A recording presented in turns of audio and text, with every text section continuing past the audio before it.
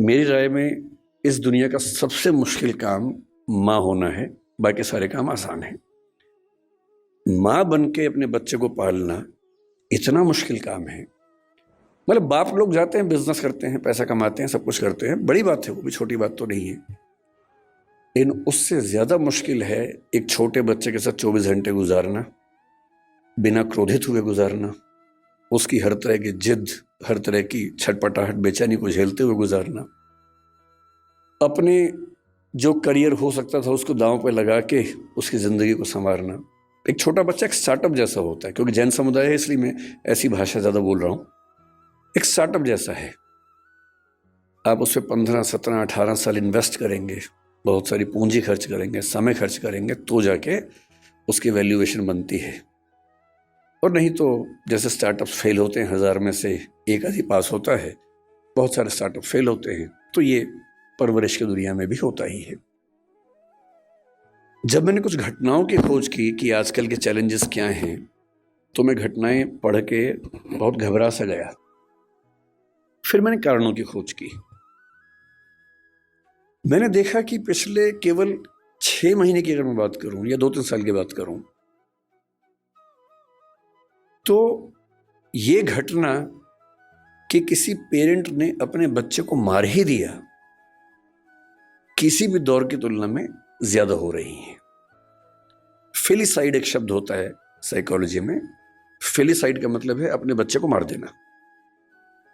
फेलिसाइड जिस गति से हमारे समाज में इस समय है, उतना किसी दौर में नहीं था। आज के ही अखबार में खबर मैंने पढ़ी, परसों की खबर है। कर्नाटक का एक जिला है, उत्तरी कन्नड़ बोलते हैं उसको।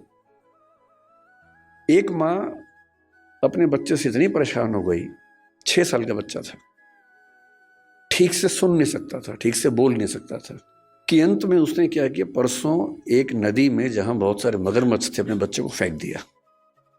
और जब खबर मिली प्रशासन को, प्रशासन गए, तब तक बच्चे का मतलब जो डर था वो हो चुका था, उसकी मौत हो गई थी। तो मैं सोच रहा था कि इतनी क्या बेचैनी हो गई होगी, ऐसा क्या हो गया होगा। फिर मुझे ध्यान है कि आज से करीब 4 महीने पहले गोवा और बेंगलोर के बीच का एक केस बड़ा प्रसिद्ध हुआ था। एक महिला जो एक एआई स्टार्टअप की फाउंडर थी, सीईओ थी, उसने अपने 4 साल के बच्चे को मार दिया, ऐसा आरोप है, और वो भी जेल में है। हम सोचते हैं कि हमारे देश में ही हो रहा, नहीं, दुनिया भर में हो रहा है। न्यू जर्सी का एक केस पिछले 20 दिन से काफी पॉपुलर हो गया है। 3 साल पहले एक फादर न्यू जर्सी अमेरिका में था, 6 साल का बेटा है, थोड़ा मोटा है। अच्छा, पेरेंट होना बड़ा मुश्किल काम है, क्योंकि आप बचपन में खुद प्रतिस्पर्धाओं में लगे रहते हैं और पेरेंट बन के एक नए किस्म का कंपटीशन हो जाता है। इसका बच्चा पढ़ने में मेरे बच्चे से ज्यादा अच्छा कैसे हो गया, उसका बच्चा दिखने में मुझसे मेरे बच्चे से अच्छा कैसे हो गया। एक अजीब सी प्रतिस्पर्धा जिंदगी भर चलती रहती है। इसलिए पेरेंट होने में बहुत पेशेंस चाहिए, क्योंकि आपका बच्चा वैसा होगा नहीं जैसा आप चाहते हैं। हम सब डिजाइनर बेबी चाहते हैं, ऐसा बच्चा लंबा इतना हो, सुंदर इतना हो, इतना स्मार्ट हो, पढ़ने में तो ऐसा हो कि सबको पीछे कर दे, समझदारी में तो अलग ही लेवल का हो, उसके बाद भी आज्ञाकारी इतना हो कि हमेशा पैर ही छूता रहे। ऐसा कॉम्बो है नहीं दुनिया में कहीं भी, और ऐसे कॉम्बो आप भी नहीं थे अपने पेरेंट्स के सामने। जब आप नहीं थे अपने पेरेंट्स के सामने, तो आप कैसे उम्मीद कर सकते हैं कि आपके बच्चे वैसे कॉम्बो बनेंगे? नहीं बन सकते। तो आपका बच्चा शायद पढ़ने में अच्छा होगा लेकिन थोड़ा मोटा होगा, पढ़ने में खराब है लेकिन दिखने में सुंदर है, दिखने में सुंदर हो गया, पढ़ने में भी अच्छा हो गया, पर बदतमीज है। कहीं ना कहीं तो मामला फंसेगा ही। और जब तक मामला घर के अंदर है मैनेज हो जाता है, जब बाहर जाने लगता है तो बड़ा पेशेंस चाहिए। लोग मजाक बनाएंगे आपके बच्चे का, 10 लोग आपके सामने चिढ़ा के बोलेंगे तुम्हारा बच्चा जो है ना देखने में भद्दा लगता है, आपका खून जल जाता है उस समय, अहिंसा का विचार हट जाता है उस समय। मन करता है कि अभी तो हिंसा हो ही जाए, बाद में अहिंसा देख लेंगे, ऐसा मन में आता है। स्वाभाविक सी बात है, सबके मन में आता है। तो उस आदमी के साथ जो हुआ न्यू जर्सी में, उसका बच्चा थोड़ा सा मोटा था। बहुत लोगों के बच्चे मोटे होते हैं, अमीर समाजों में ज्यादा है, अमेरिका में ओबेसिटी ज्यादा है, यूरोप में ज्यादा है। मेरा ख्याल है कि भारतीय समाज में जैन परिवारों में दिक्कत थोड़ी ज़्यादा होगी, क्योंकि जैन समाज भारत का सबसे अमीर समाज है, तो ये खतरा ज़्यादा है। सीधी सी बात है, ये खतरा ज़्यादा है, क्योंकि जहाँ एफ्लुएंस ज़्यादा है, पैसा ज़्यादा है, सुविधाएं ज़्यादा हैं, वहाँ ये खतरा ज़्यादा है। सिंपल सी बात है। तो वो पेरेंट ऐसा था, बाप, एक दिन उसको शायद किसी ने कह दिया होगा तुम्हारा बेटा बहुत मोटा है, उसे गुस्सा आ गया। 6 साल का बेटा, उसने बेटे को पकड़ा कि चलो जिम चलो मेरे साथ। बेटे ने कहा पापा क्यों ले जा रहे हो, लेकिन उस समय उसको बचाने वाली माँ घर में नहीं थी, तो बाप घसीटता वो ले गया जिम उसको, और ट्रेडमिल चलाया कि चलो दौड़ो इस पे। ट्रेडमिल तेज कर दिया, बच्चा पूरी ताकत से दौड़ रहा है लेकिन नहीं दौड़ पा रहा, धम से गिरा नीचे। बाप ने 2 झापड़ मारे, फिर चढ़ाया ट्रेडमिल के ऊपर। 5-6 बार वो गिरा, और ऐसा गिरा कि उसकी मौत हो गई। और अब 3 साल बाद इस घटना के, लगभग 3 साल हो गए इस बात को, अब केस शुरू हुआ है, उसके फादर जेल में हैं। 30 साल की सजा का प्रस्ताव दिया गया सरकार की ओर से, क्योंकि वहां प्ली बार्गेनिंग होती है कि इतनी सजा ले लो तो केस नहीं चलाएंगे, नहीं तो केस चलाएंगे। तो उसने कहा कि मैं सजा नहीं मानूंगा, तो केस चल रहा है, बाप जेल में।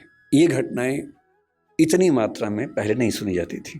पहले किसी माँ का अपने बच्चे को मारना केवल एक स्थिति में होता था कि माँ अविवाहित है, वो ऐसी स्थिति में फंस गई है कि कुछ कर नहीं सकती है, उसके लिए जिंदा रहना मुश्किल है। तब भी वो मारती नहीं थी, कहीं छोड़ देती थी, भाग जाती थी। ऐसी ये घटना में कबीरदास का इतिहास हम पढ़ते हैं। यहूदियों के जो प्रवर्तक हैं हजरत मूसा, उनका इतिहास भी ऐसा है। उनकी माँ ने भी उनको इस तरह से एक नदी के पास छोड़ा था, और फिर वहां से जो राज परिवार था उसने उसको अपना लिया था। ये घटनाएं बढ़ रही हैं, इसका मतलब पेरेंट्स का जो पेशेंस का लेवल है वो दुनिया के इतिहास का सबसे कम इस समय हो चुका है। एक तरफा नहीं है, ये बच्चों की साइड से भी है। अगर आप बच्चों का मनोविज्ञान देखेंगे तो वो भी बहुत अच्छे सिम्टम्स नहीं आ रहे हैं इस समय। अभी 2-3 महीने पहले बेंगलोर में घटना घटी है। 14 साल का एक बच्चा, 15 साल का उसका भाई, 2 भाई हैं। 14 साल के बच्चे ने अपने माँ बाप दोनों की हत्या कर दी। एक बहुत बड़ा बोल्डर उनके ऊपर फेंका, बाप के ऊपर।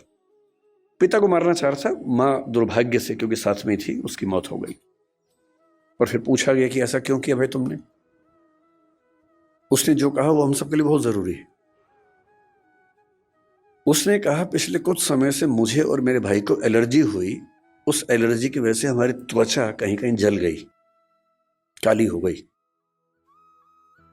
और रोज हमारे पापा बोलते थे, मतलब गालियां देते थे कि तुम कितने भद्दे दिखते हो, बदसूरत दिखते हो, क्या करते हो, बदतमीजी करते हो, कुछ गलत काम करते हो, इसलिए ऐसा हो गया है। और उसने पुलिस को बताया कि एक तो मैं खुद परेशान कि मेरे साथ ये क्या हो रहा है, और जब मैं घर आता था इस उम्मीद में कि घर पे कम से कम घर पे तो लोग मुझे समझेंगे, वहां तो प्रेम मिलेगा, वहां तो अनकंडीशनल तरीके से मुझसे बात होगी। वहां भी गालियां पड़ती थी, रोज गालियां सुनता था। और एक दिन जब गालियां बहुत ज्यादा हो गई, नहीं झेल पाया, तो मैंने कदम उठाया, और मुझे इस बात का कोई अफसोस नहीं। ऐसी घटनाएं। 14 साल का बच्चा है सिर्फ। आप इंटरनेट पे केवल एक चीज सर्च करके देखिए कि ऐसी माताएं या पिता बूढ़े जिनको बच्चों ने घर से बाहर निकाल दिया हो।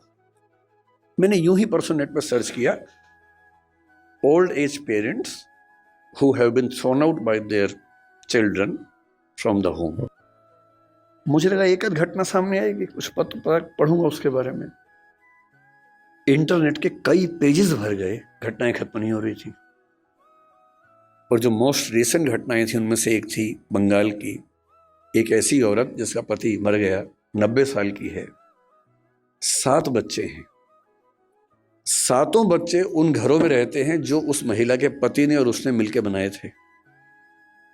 और 7 बच्चों ने अपनी माँ को घर से बाहर निकाल दिया, जिस जगह में रहती थी। 12/7 की घटना है। 12/7 एक जगह है बंगाल में, वहां की घटना है। अब माँ घर में है, कैसे निकाले? किराए पर एक टीम को हायर किया, बदमाशों की टीम को। वो आई, माँ को उठाया, रात को लेके गई और कहीं फेंक के आ गए। सिर्फ इसलिए कि इस बुढ़िया का झंझट कौन उठाए। जब ऐसी घटनाएं आप भी पढ़ते ही होंगे अखबारों में, मैं भी पढ़ता हूं, और जब जब ऐसी घटनाएं हमारे सामने आती हैं तो हमें बहुत केयरफुल हो जाना चाहिए कि कुछ ऐसा हो रहा है जो ठीक नहीं है।